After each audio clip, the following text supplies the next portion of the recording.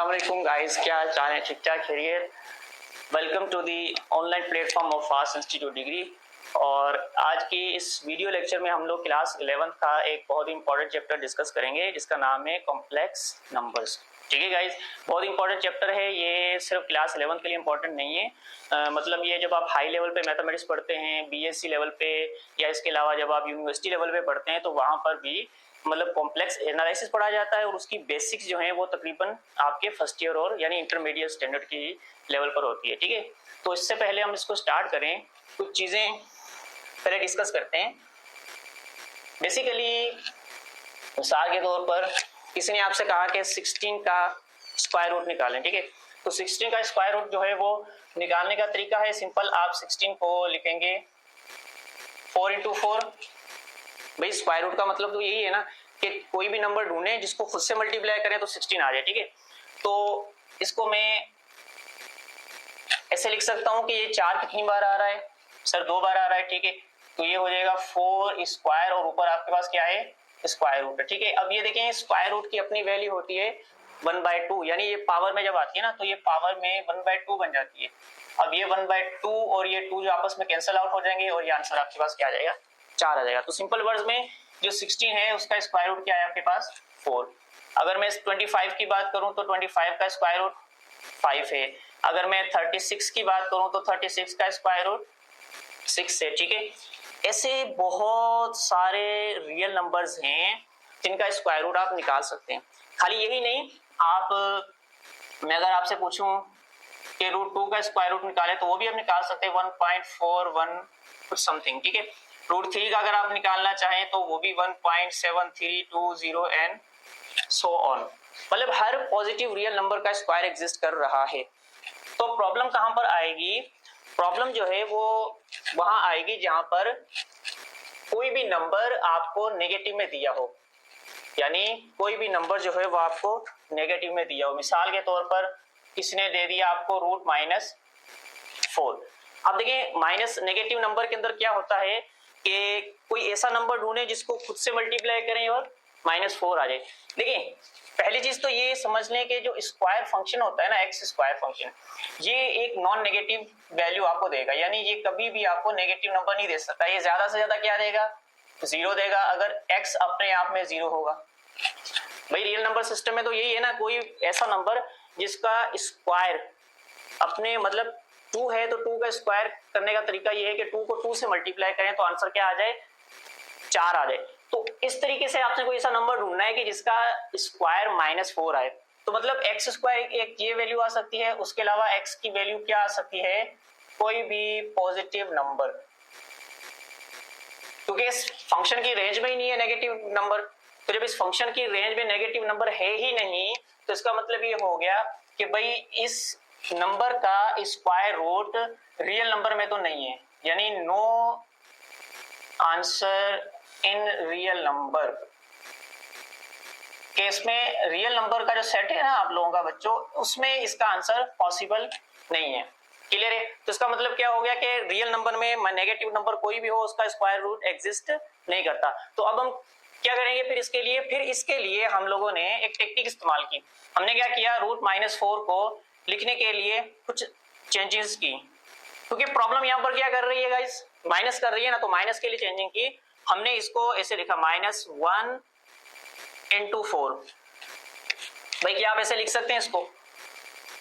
मतलब हमने इसको ब्रेक कर दिया, लेकिन मल्टीप्लाई में किया है। -1 इधर आ गया और 4 इधर आ गया, तो नेगेटिव और 4 को हमने अलग अलग कर दिया। अब क्या किया? अब नेक्स्ट स्टेप में हमने इसको कुछ ऐसे लिख दिया, -1 रूट में 4। आप इसको लिख सकते हैं भाई, 2 रूट के अंदर 2 टर्म्स हैं। अच्छा, अब इसका फायदा आपको ये हुआ कि 4 का स्क्वायर रूट अब आप निकाल सकते हैं। आपको पता है 2 है, तो अब 4 का स्क्वायर रूट निकल जाएगा। लेकिन यहां पर ये जो नंबर आया ना, ये वाला √-1, इसको हम लोगों ने एक नया नाम दिया जो है आयोटा। इसको आयोटा लिखा और 4 का स्क्वायर रूट क्या था? 2, तो सिंपल वर्ड में आपने इसको 2 आयोटा लिख लिया। क्लियर है गाइस?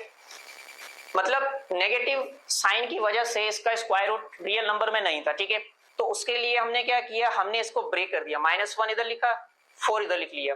अब ये सिर्फ -4 के लिए नहीं, इस टाइप का कोई भी नेगेटिव नंबर हो तो आप हर नंबर के लिए यही स्टेप इस्तेमाल करेंगे, -1 इंटू 4। फिर -1 को हमने इधर लिख लिया और 4 को इधर लिख लिया। अब 4 का स्क्वायर रूट आपके पास है सर 2 है हमारे पास, और ये जो क्वांटिटी आई है ना आयोटा जो रूट -1, इस पूरी रूट -1 को हमने एक आयोटा का नाम दिया, फिर हमने इसको तरतीब से लिख लिया तो ये 2 आया हो गया। यानी यूं समझ लें कि ये जो आय है ये क्या करता है, इसको हम कहते हैं आयोटा। और Euler was the first mathematician who introduce this symbol. Iota की जो सिंबल है वो सबसे पहले यूलर ने यानी इंट्रोड्यूस करवाई थी। यूं समझ लें कि यूलर क्या है, जैसे आप लोगों को पता होगा नेचुरल लॉगरिथम आपने पढ़ा है, जैसे कॉमन लॉगरिथम पढ़ते हैं ना आप लोग क्लास 9th में जिसकी बेस 10 होती है, ऐसे ही एक नेचुरल लॉगरिथम पढ़ाया जाता है जो मतलब आप बेसिक लेवल पे भी पढ़ते हैं, एडवांस लेवल में इससे मतलब इसको ज्यादा डिस्कस किया जाता है as compare to common logarithm. तो वो जो नेचुरल लॉगरिथम है ना उसकी बेस ई होती है, यानी 2.718281828 इस तरीके से इनफाइनाइट यानी इरेशनल नंबर है, ठीक है। वो जो ई है वो भी यूलर नंबर से रिलेटेड है, यानी यूलर का ई शुरू में आता है तो यूलर ने वो इन्वेंट की थी, यानी यूलर ने वो इंट्रोड्यूस की थी, तो वहां पर भी ई आ रहा है। और ये आयोटा जो सिंबल है ये भी यूलर ने इंट्रोड्यूस की थी, ठीक है। और इस आय को हम लोग क्या कहते हैं, इमेजिनरी नंबर।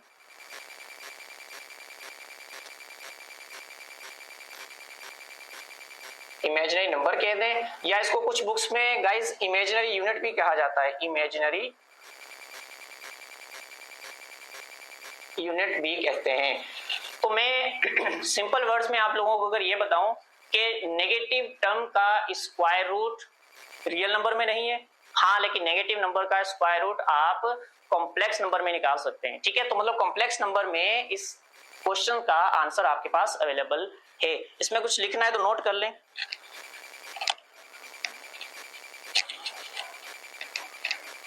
अब देखिए अब क्या है कि ये रूट -4 है, इस तरीके से आप कोई भी नंबर लें, हर जगह पर आपको अंडर रूट -1 में इसको ब्रेक करना है। अंडर रूट किसमें, -1 में ब्रेक करना है। मान लें आपके पास -16 आ गया, तो इसके लिए भी आप क्या करोगे, इसको रूट -1 इंटू 16 लिख दें भाई, और रूट -1 को अलग कर दें, रूट 16 को अलग कर दें। अच्छा जी, तो रूट -1 अभी भी हमने देखा कि ये आयोटा, और 16 का स्क्वायर रूट आपको पता है 4 होता है, तो ये क्या हो जाएगा 4 आयोटा। तो कुल मिलाकर आप ये समझ लें कि रूट में जितनी भी टर्म्स आ रही है जैसे -2, रूट -3, रूट -4, रूट -5 और रूट -6, रूट -8, ये सारे के सारे जो नंबर्स हैं ये सारे नंबर्स इमेजिनरी हैं। हाँ जी, इमेजिनरी नंबर कौन से होते हैं भाई, जिनमें आयोटा आ गया, तो ये सारे नंबर्स आपके पास क्या हैं, इमेजिनरी नंबर्स हैं। क्लियर है। नेगेटिव टर्म का स्क्वायर रूट निकालने के लिए हम कॉम्प्लेक्स नंबर्स को पढ़ते हैं। दूसरी चीज ये समझ लें कि इस नेगेटिव नंबर का स्क्वायर रूट जब रियल नंबर में नहीं था तो क्वाड्रेटिक इक्वेशन बहुत सारी इस तरह की थी जिनका सॉल्यूशन एग्जिस्ट नहीं करता था। अगर आप लोगों को याद हो तो क्वाड्रेटिक इक्वेशन के अंदर एक डिस्क्रिमिनेंट नाम की एक चीज होती है जिसको हम डिस्कस करते हैं, जिसमें आप रूट्स की नेचर को फाइंड करते हैं कि भाई रूट्स किस तरह के। वहां पर आप लोगों को ये भी याद होगा कि डिस्क्रिमिनेंट की वैल्यू जिस दिन लेस देन 0 आती है तो वहां पर रूट्स हमारे क्या हो जाते हैं, रूट्स भाई रियल नंबर में तो आएंगे नहीं, क्योंकि वहां पर आपको कहीं ना कहीं नेगेटिव टर्म को रूट में हल करना पड़ेगा। जब भी अपना डिस्क्रिमिनेंट 0 के लेस आए ना तो वहां पर हमेशा पूरी प्रॉब्लम में कहीं ना कहीं आपको रूट के अंदर नेगेटिव टर्म मिलेगी। तो जब रूट के अंदर नेगेटिव टर्म मिलेगी तो मतलब आपको रियल नंबर में उसका आंसर नहीं मिलेगा। फिर हम लोग क्या यूज करते हैं, कॉम्प्लेक्स नंबर सिस्टम का यूज करते हैं। तो सिंपल वर्ड्स में आप यूं समझ लें कि आप लोगों को कॉम्प्लेक्स नंबर की जरूरत इसलिए पड़ी कि हमारे पास भाई रियल नंबर में नेगेटिव टर्म का स्क्वायर रूट पॉसिबल नहीं था या उसका कोई आंसर नहीं था, इसलिए हम लोग नेगेटिव टर्म का स्क्वायर रूट निकालने के लिए कॉम्प्लेक्स नंबर की स्टडी करते हैं, ठीक है। अच्छा, अब इसके बाद देखें कॉम्प्लेक्स नंबर हैं किस टाइप के। ये आयोटा को ध्यान में रखना, आयोटा की वैल्यू किसके बराबर है, रूट -1 के। क्लियर है। तो आयोटा की वैल्यू रूट -1 के बराबर है, तो मैं इसको ऐसे भी लिख सकता हूं, iota is equal to root of -1। मैं अगर दोनों तरफ इसके ऊपर स्क्वायर कर दूं तो ये हो जाएगा iota square is equal to root of -1 का होल स्क्वायर। अब आप लोगों को ये भी पता होगा कि स्क्वायर और रूट आपस में कैंसिल हो जाते हैं, तो आयोटा स्क्वायर की वैल्यू क्या आ जाती है, 1। तो ये भी बहुत इंपॉर्टेंट, इसको भी ध्यान में रखिएगा, क्योंकि जब आप इसकी इंटीग्रल पावर्स को सॉल्व करते हैं तो वहां पर इसका बहुत ज्यादा यूज होता है आयोटा स्क्वायर का। आयोटा से भी ज्यादा आयोटा स्क्वायर की वैल्यू का ज्यादा इस्तेमाल होता है कभी भी जब आपको आयोटा की पावर्स को हल करना पड़ता है, जैसे आयोटा क्यूब हो गया, iota power 4, iota power 100 and so on. अच्छा जी, अब इसके बाद देखिए कॉम्प्लेक्स नंबर बेसिकली है क्या। सर कोई भी नंबर जो इस टाइप में दिया जाए a प्लस आयोटा b, ये z क्या है, कॉम्प्लेक्स नंबर की नोटेशन है, मतलब कॉम्प्लेक्स नंबर को हम z से डिनोट करते हैं, ठीक है। कोई भी नंबर इस टाइप से दिया जाए ना तो वो कॉम्प्लेक्स नंबर कहलाता है। बस फिलहाल इतना ध्यान में रखें कि कोई भी number a plus iota b की फॉर्म में अगर दिया हुआ है तो वो क्या है, वो कॉम्प्लेक्स नंबर है। इसमें ये जो a होता है इसको हम कहते हैं रियल पार्ट ऑफ z, भाई ये कॉम्प्लेक्स नंबर का रियल पार्ट कहलाता है। और ये जो b होता है ये कहलाता है imaginary part of z। Clear है, यानी ये आपका a हमारा रियल पार्ट कहलाएगा इस कॉम्प्लेक्स नंबर का, b हमारा क्या कहलाएगा, इमेजिनरी पार्ट। और इसको मैथमेटिकली अगर आप लिखना चाहे तो आप लिखेंगे ऐसे, लिखेंगे re लिख के z लिख दें, और पढ़ते वैसे ही है कि भाई real part of z is equal to a और real part of, sorry real नहीं, imaginary part of z is equal to b। कोई भी कॉम्प्लेक्स नंबर जो आपको इस टाइप में दिया जाए उसके अंदर यहाँ पर जो नंबर है, यानी यहाँ पर नंबर का मतलब ये कि जिसके साथ आयोटा नहीं है, जिसके साथ आयोटा नहीं है वो रियल पार्ट होता है इस कॉम्प्लेक्स नंबर का। जिसके साथ आयोटा है तो आयोटा के अलावा, आयोटा नहीं इसमें इंक्लूड करना, आयोटा के बगैर क्या है, b है, तो b हमारा क्या होता है, इस कॉम्प्लेक्स नंबर का इमेजिनरी पार्ट होता है। जैसे मिसाल के तौर पर कॉम्प्लेक्स नंबर है भाई 3 - 4 आयोटा, और आपसे पूछे कि भाई इसका रियल और इमेजिनरी पार्ट बताएं, तो भाई रियल पार्ट क्या है, आप देखें सर आयोटा किसके साथ नहीं है, सिंपल ये ट्रिक ध्यान में रखना, आयोटा किसके साथ नहीं है, 3 के साथ नहीं है, तो ये इसका रियल पार्ट। और जिसके साथ आयोटा है वो क्या है, वो -4 है। ये प्लस माइनस का ध्यान में रखना है आपने, प्लस माइनस, अगर प्लस का 4 आयोटा होगा तो खाली 4 आ जाएगा इमेजिनरी पार्ट में, अगर -4 होगा तो इधर क्या आ जाएगा, माइनस का 4। क्लियर है। मिसाल के तौर पर कभी कभी कॉम्प्लेक्स नंबर थोड़ा इस टाइप का भी दे दिया जाता है, किसी ने आपको दे दिया 2 आयोटा इंटू 3 - 5 आयोटा, और आपसे पूछा कि भाई इस कॉम्प्लेक्स नंबर का रियल और इमेजिनरी पार्ट निकालें। देखिए रियल और इमेजिनरी पार्ट कभी भी आपको गाइस निकालना है ना, आप लोगों ने क्या करना है, उस नंबर को इस फॉर्म में लेकर आ जाना है। देख रहे हैं आप लोग, ये नंबर अभी इस फॉर्म में नहीं है, इसको आप पहले सिंप्लीफाई कर रहे हैं। डिपेंड करता है कि किस टाइप से हल करना, कभी कभी आपको रेशनलाइज भी करना पड़ता है, कभी कभी आयोटा से मल्टीप्लाई डिवाइड भी करना पड़ता है, तो डिपेंड करता है कि कौन सी कंडीशन लग रही है। लेकिन आपने किस में लाना है इसको, एटलीस्ट कहीं ना कहीं आप इसको a प्लस बी आयोटा में लाएंगे। तो जब a प्लस बी आयोटा में आ जाएगा तो जो a होगा वो रियल पार्ट, b होगा मतलब इमेजिनरी पार्ट हो जाएगा। तो देखिए 2 आयोटा को 3 से मल्टीप्लाई कर दें, भाई 2 आयोटा को 3 से मल्टीप्लाई करेंगे तो ये 6 आयोटा, और ये हो जाएगा -2 5 10 आयोटा स्क्वायर। भाई सिंपल मल्टीप्लाई किया ना भाई, 2 iota into 3, 2 3 6 iota, 2 iota into -5 iota, तो 2 प्लस माइनस 2 5 10 आयोटा स्क्वायर। अब देखें प्रॉब्लम में कभी भी आपको आयोटा स्क्वायर की वैल्यू मिली हो, मतलब आयोटा स्क्वायर हो, तो वहां पर आप -1 रख सकते हैं, क्योंकि हमने अभी अभी देखा है कि आयोटा स्क्वायर की वैल्यू क्या होती है, -1 होती है। तो ये z इज इक्वल टू क्या हो जाएगा, 6 आयोटा प्लस 10। थोड़ा सा इसको और तरतीब दे दें तो ये 10 प्लस 6 आयोटा हो जाएगा। तो इस कॉम्प्लेक्स नंबर का रियल पार्ट बताएं। अब देखिए हो गया ना a प्लस आयोटा b में, भाई ये देखें ये a वाली टर्म आ गई, ये आ गई b वाली टर्म, ये देखें इसको बिल्कुल कंपेयर करें तो एक सेम इस टाइप की फॉर्म बन गई। अब आप इजीली इसको बता सकते हैं कि सर इसका जो रियल पार्ट है वो हमारे पास है 10, और जो इमेजिनरी पार्ट है वो क्या है, 6। तो मतलब कभी भी इस टाइप से क्वेश्चन आपको मिले, आपने रियल और इमेजिनरी पार्ट इसी सेम तरीके से निकालना है। तो इसको गाइस थोड़ा सा नोट कर लें।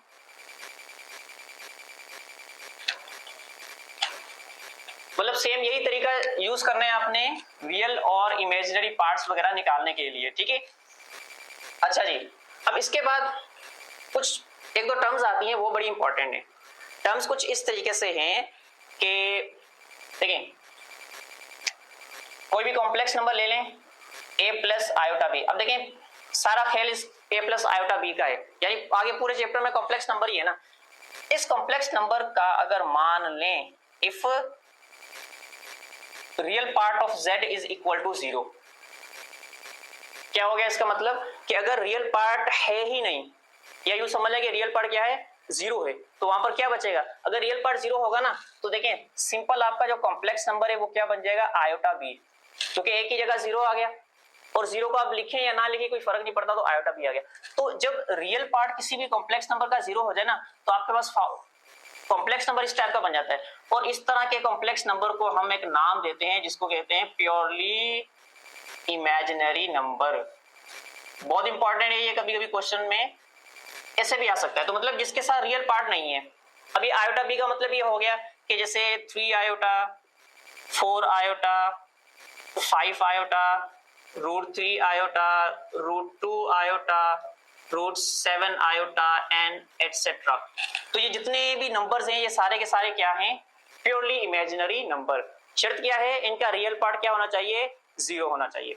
तो मतलब कभी भी कॉम्प्लेक्स नंबर का रियल पार्ट 0 हो गया उसको नाम देते हैं क्या, प्योरली इमेजिनरी नंबर। ठीक है, इसी तरीके से सर दूसरी कंडीशन तो ये भी हो सकती है ना कि भाई इमेजिनरी पार्ट 0 हो जाए। हाँ जरूर होगी भाई, इमेजिनरी पार्ट अगर 0 हो जाए, अगर कॉम्प्लेक्स नंबर का इमेजिनरी पार्ट 0 हो जाए तो वहां पर क्या करेंगे, तो वहां पर आपके पास सिंपल क्या बचेगा, तो z जो है वो आपका सिंपल a बन जाएगा, मतलब एक सिर्फ रियल नंबर रह जाएगा। तो इसको हम लोग फिर एक नया नाम देते हैं, वो होता है प्योरली रियल नंबर। क्या नाम है इसका भाई, प्योरली रियल नंबर। मतलब अगर इमेजिनरी पार्ट 0 हो गया तो प्योरली रियल नंबर, अगर रियल पार्ट 0 हो गया तो प्योरली इमेजिनरी नंबर। तो फिर क्या होगा, इस पूरे खेल में एक ऐसा भी नंबर आएगा जिसमें क्या होगा, रियल पार्ट भी 0 हो जाएगा और इमेजिनरी पार्ट भी 0 हो जाएगा। तो सर उसका फिर क्या नाम है, मतलब ऐसा नंबर कौन सा है, थोड़ा सोचें भाई। यहां पर तो ऐसे ना कि आयोटा बी वाली टर्म्स आ गई, इमेजिनरी पार्ट है, इमेजिनरी पार्ट चल रहे हैं तो मतलब आपको प्योरली इमेजिनरी नंबर मिलेगा। अगर ये सिर्फ रियल नंबर चल रहे हैं तो क्या मिलेगा, प्योरली रियल नंबर मिलेगा। अच्छा एक नंबर तो ये भी है ना 0, जिसका रियल पार्ट भी 0, इमेजिनरी पार्ट भी 0। भाई 0 + 0 आयोटा ये नंबर है ना, ये एडिटिव आइडेंटिटी, आप आगे जाके इसको पढ़ेंगे। तो 0 + 0 आयोटा में क्या होगा, रियल पार्ट भी 0 हो गया इधर इस कॉम्प्लेक्स नंबर का। इसको भले आप z से दे लें, 0 से भी डिनोट कर सकते हैं, ठीक है।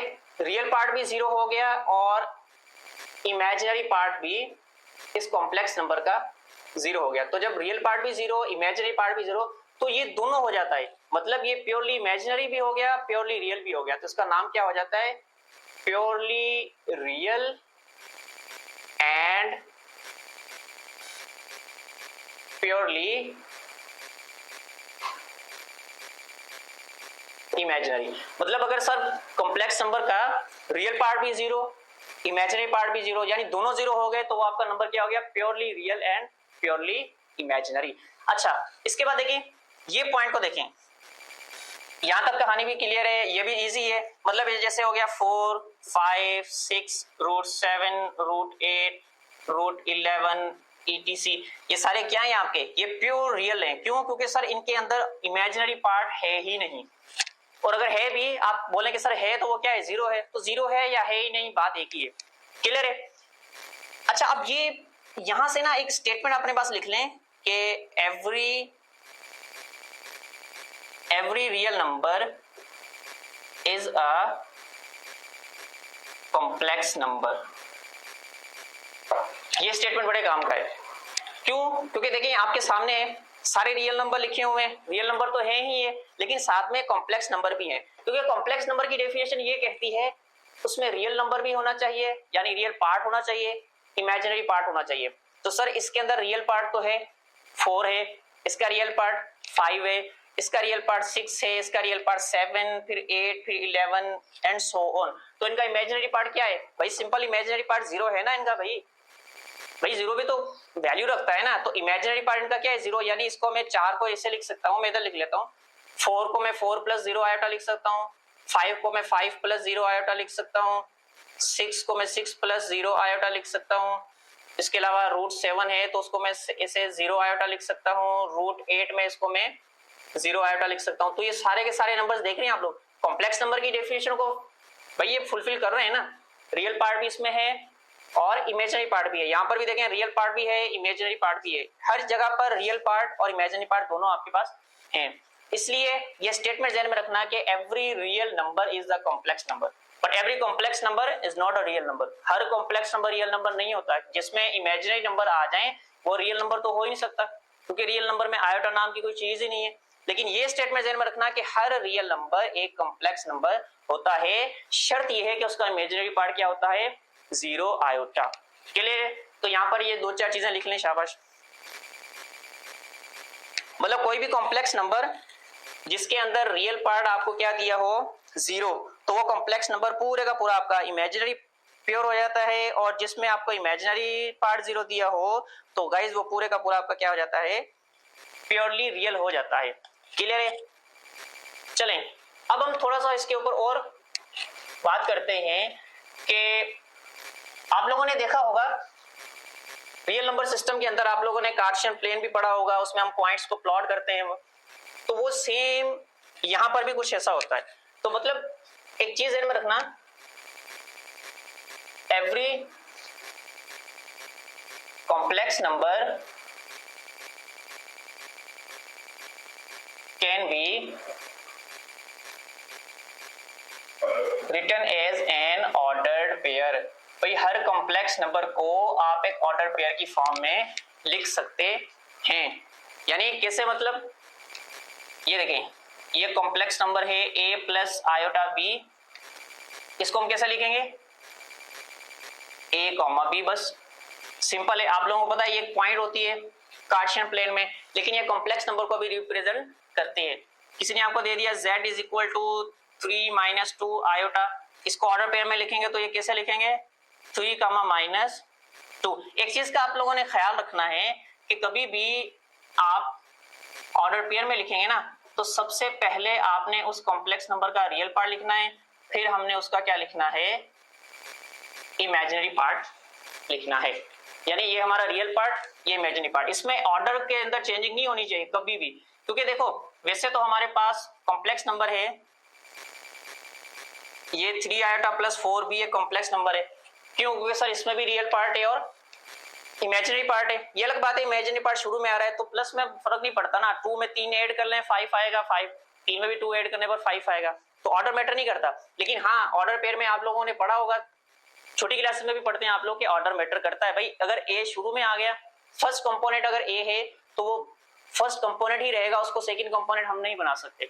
इसलिए इस चीज का आपने ध्यान देना है। मतलब अगर इस नंबर को आपको ऑर्डर पेयर में लिखना है तो आप कैसे लिखेंगे, आप इसको लिखेंगे z इज इक्वल टू, सबसे पहले क्या लिखना है, इसका रियल पार्ट। तो रियल पार्ट क्या है, जिसके साथ आयोटा नहीं है, तो 4 आ गया, 4 कॉमा इमेजिनरी पार्ट में 3 आ गया। बस एक चीज का और इसमें ख्याल रखना है, कॉम्प्लेक्स नंबर को जब आप इस फॉर्म में लिखेंगे a प्लस आयोटा b वाली फॉर्म में, तो वहां पर आयोटा लाजमी देना है, कंपलसरी है। आयोटा नहीं दोगे तो वो कॉम्प्लेक्स नंबर नहीं होगा। अगर मैं मान लो इधर से आयोटा हटा भी दूं ना, तो 4 और 3 7 हो जाएंगे, ये एक रियल नंबर बन जाएगा। आयोटा इसमें आपने लाजमी देना है जब आप उसको a प्लस आयोटा b वाली फॉर्म में लिखेंगे। क्लियर? लेकिन जब आप उस नंबर को ऑर्डर पेयर की फॉर्म में लिख रहे हैं तो वहां पर आपको आयोटा नहीं लगाना। इसमें कभी भी आपने आयोटा ऐसे करके नहीं लगाना, ये गलत हो जाएगा। क्लियर है? कॉम्प्लेक्स नंबर में जब आप उसको ऑर्डर पेयर की फॉर्म में लिखें तो वहां पर आयोटा की जरूरत नहीं होती, मतलब आयोटा नहीं लगाना, ये रिकमेंडेड नहीं है। तो कोई भी नंबर जिसको आप कॉम्प्लेक्स नंबर मान रहे हैं वो ऑर्डर पेयर में भी लिखा जा सकता है। अब ऑर्डर पेयर में भी लिखा जा सकता है, इसका मतलब ये हो गया कि सर उसका फिर कोई ना कोई प्लेन भी होगा जिसके ऊपर हम इसको प्लॉट करते हैं। तो हाँ जरूर है भाई, जिसमें जैसे रियल नंबर सिस्टम है आपके पास कार्टेशियन प्लेन है, ठीक है, तो इसी तरह से हमारे पास यहाँ पर क्या होता है, कॉम्प्लेक्स प्लेन होता है, कॉम्प्लेक्स प्लेन। भाई ये देखें,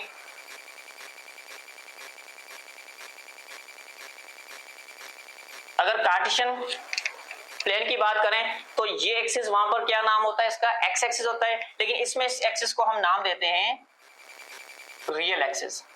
यानी जितने भी कॉम्प्लेक्स नंबर के अंदर रियल पार्ट्स होंगे वो हमेशा आपको रियल एक्सिस पर मिलेंगे। क्लियर है? और इस वर्टिकल जो लाइन है, ये देखिए, ये हॉरिजॉन्टल लाइन एक्स एक्सिस होती है कार्टेशियन में, और यहाँ पर रियल एक्सिस होगी। ये वर्टिकल लाइन वाई एक्सिस होती है, लेकिन यहाँ पर हम इसको क्या नाम देंगे, इमेजिनरी एक्सिस। मतलब सर इसमें जितने भी इमेजिनरी नंबर्स होंगे ना वो सारे के सारे आपको यहाँ मिलेंगे। जैसे देखिए यहाँ पर 1 है, अगर ये 2, ये 3, ये 4, ये 5, इसी सेम तरीके से ये -1 इधर, -2 इधर, -3, -4, -5। यहाँ हमको पता है ये ओरिजिन होता है 0, ठीक है। यहाँ पर आपको ऊपर आयोटा मिलेगा, 2 iota, 3 iota, 4 iota, 5 iota, 6 iota. नीचे आपको नेगेटिव में मिलेंगे minus iota, -2 iota, -3 iota, -4 iota, -5 iota. ऊपर सारे के सारे पॉजिटिव इमेजिनरी नंबर्स आ जाएंगे, नीचे सारे के सारे क्या आ जाएंगे, नेगेटिव इमेजिनरी नंबर्स। इसी तरीके से यहाँ पर सारे के सारे पॉजिटिव रियल नंबर्स, यहाँ सारे के सारे नेगेटिव रियल नंबर्स, बीच में ओरिजिन आएगा जिसके कोऑर्डिनेट्स क्या होते हैं 0,0। क्लियर। अब मिसाल के तौर पर आपको एक कॉम्प्लेक्स नंबर है 2 + 3 आयोटा, और इसको इस पूरे कॉम्प्लेक्स प्लेन पर आपने इसको क्या करना है, प्लॉट करना है। तो भाई ये रियल पार्ट इसका क्या है 2 देखिए कहाँ है 2 आपका कहीं ये, फिर इमेजिनरी पार्ट कहाँ है 3 आयोटा, तो 3 आयोटा आपका ये है। तो मतलब यूं समझ लें कि ये कॉम्प्लेक्स नंबर कुछ यहां पर इस तरीके से प्लॉट हो जाएगा, वेरी इजी। और यहां से लेकर यहां तक आप इसको जोड़ सकते हैं। इसको हम पढ़ेंगे, इसको एक नया नाम दिया जाता है जिसको बोलते हैं इस कॉम्प्लेक्स नंबर का मॉडुलस। हम नेक्स्ट आगे इस वीडियोस में मतलब बात करेंगे। फिलहाल आप ये ध्यान में रखें कि कॉम्प्लेक्स नंबर को कभी भी प्लॉट करना है, रियल पार्ट को रियल लाइन में ढूंढने, इमेजिनरी पार्ट को इमेजिनरी में ढूंढने, और बाद में उन दोनों पॉइंट्स को ऐसे रेक्टेंगुलर शेप में जोड़ दें। मान लें किसी ने आपको 3 - 2 आयोटा बोला कि इसको प्लॉट करें, आपने 3 कहां ढूंढना है, रियल नंबर में, भाई 3 यहां पर आपको मिलेगा। -2 आयोटा आपको ऊपर तो मिल नहीं सकता, -2 आयोटा नीचे मिलेगा, तो ये कुछ कुल मिला के ये आ गया। अब यहाँ पर जो नंबर है वो क्या है 3 - 2 आयोटा। इसको आप 3, -2 भी लिख सकते हैं, ये तो हम ऑलरेडी डिस्कस कर चुके हैं, ठीक है। किसी ने आपको कहा -2 + 4 आयोटा को इस कॉम्प्लेक्स प्लेन पर प्लॉट करें, तो -2 आपको कहाँ मिलेगा सर, रियल लाइन पे मिलेगा। देखिए ना, रियल पार्ट किसी भी कॉम्प्लेक्स नंबर का रियल पार्ट हमेशा आपको रियल लाइन पे मिलेगा। -2 आपको मिलेगा यहाँ पर, तो ये -2, ठीक है। अच्छा जी, +4 आयोटा, 4 आयोटा आपको देखिए नीचे मिल नहीं सकता क्योंकि पॉजिटिव है, तो ऊपर मिलेगा, तो 4 आयोटा आपका ये रहा। तो ये -2 और ये 4 आयोटा, तो ये कुछ यहाँ पर आकर ये पॉइंट प्लॉट हो जाएगी। तो इस तरीके से आपकी एक्सरसाइज में बहुत सारे क्वेश्चन कभी भी आ जाते हैं। ऑर्डर पेयर में भी दिए जा सकते हैं, मतलब 3, 4, 5, 7, 8, 9। भाई ये ऑर्डर पेयर है, आप इसको, ये कॉम्प्लेक्स नंबर है, आप इसको इधर प्लॉट करके दिखाएं। आपने वही करना है, 8 को यहाँ पर ढूंढना है रियल नंबर में, भाई रियल लाइन में 8 ढूंढना है। आपको पता है ना ऑर्डर पेयर में 8 हमेशा क्या होता है, यानी यहाँ पर जो नंबर है वो रियल पार्ट है, और ये वाला नंबर क्या कहलाता है, इमेजिनरी पार्ट। तो 8 आपको यहाँ मिलेगा। मान ले जैसे इसको मैं अगर प्लॉट करूं तो 8 सपोज कर लें ये 8 है, ठीक है। और 9 आपको कहाँ मिलेगा, 9 ऊपर मिलेगा। तो ये नंबर कुछ इस तरीके से यहाँ पर आकर ऑर्डर पेयर की फॉर्म में बन जाएगा। तो कभी भी ऑर्डर पेयर में दिया जाए नंबर, या उसको प्योर A + B आयोटा वाली फॉर्म में लिखा हो, आपको अगर उसको प्लॉट करना है हमेशा रियल पार्ट रियल एक्सिस पर ढूंढने, और इमेजिनरी पार्ट कहाँ पर आपने ढूंढना है, इमेजिनरी एक्सिस पे। बाद में उनको जैसे हमने यहाँ पर लाइंस लगा के प्लॉट किया, आप उसको ऐसे प्लॉट कर सकते हैं। तो गाइस ठीक है, आज जो है वो जस्ट हमने बेसिक्स ऑफ कॉम्प्लेक्स नंबर देखी है, जिसमें हमने रियल पार्ट वगैरह देखे, कॉम्प्लेक्स प्लेन को थोड़ा सा डिस्कस किया। आगे भी इसका यूज होगा जहां पर हम मॉडुलस निकालेंगे, फिर इसकी थोड़ी सी और डिस्कशन हो जाएगी, फिर इसके बाद हम जो है इसका कॉन्जुगेट देखेंगे, तो वहां पर भी कॉम्प्लेक्स प्लेन का यूज होता है। तो ठीक है, आज की जो है वो वीडियो लेक्चर में फिलहाल इतना ही था। इंशाल्लाह नेक्स्ट वीडियो में कुछ नई जो है वो डेफिनेशन या कुछ नई चीजें लेकर आएंगे। तो तब तक के लिए आप अपना ख्याल रखिएगा। अल्लाह हाफिज।